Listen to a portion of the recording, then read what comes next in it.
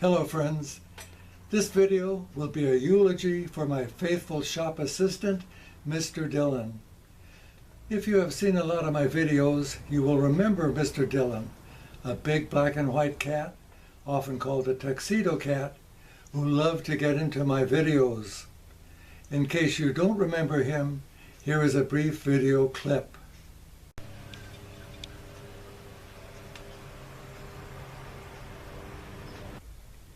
We called Mr. Dillon a hobo because he just wandered into our garage 10 years ago, looking hungry, and so I fed him.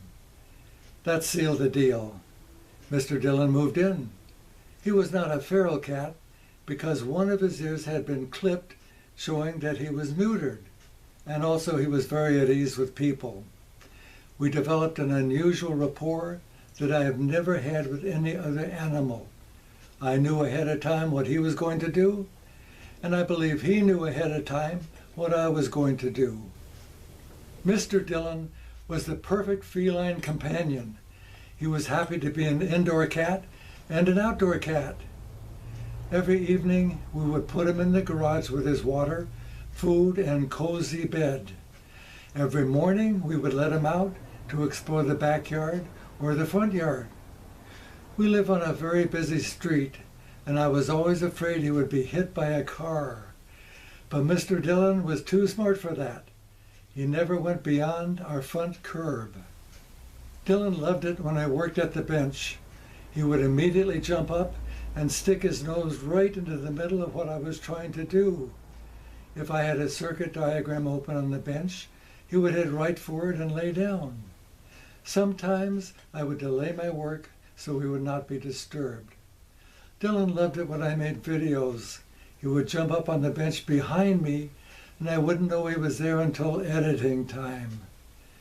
It's very hard for me to make this video without Mr. Dillon.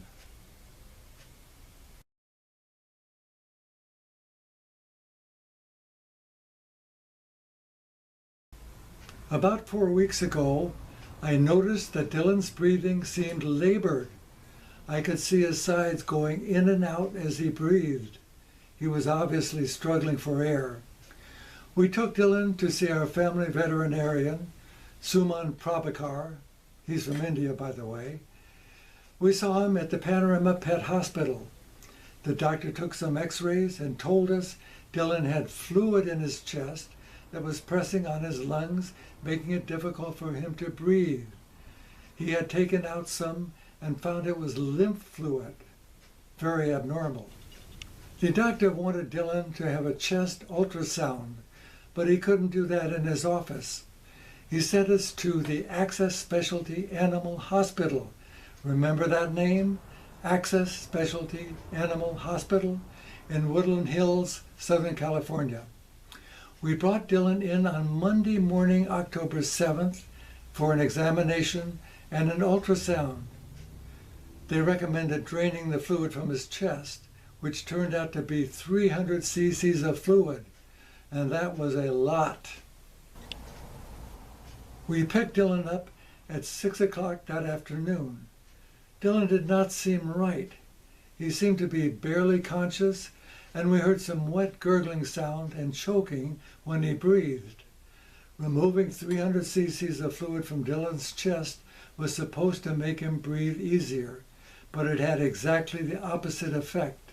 His breathing was obviously much worse than when we brought him in. We were told to start his meds that evening, but Dillon could not be coaxed to eat. He had no interest in anything. He seemed barely conscious.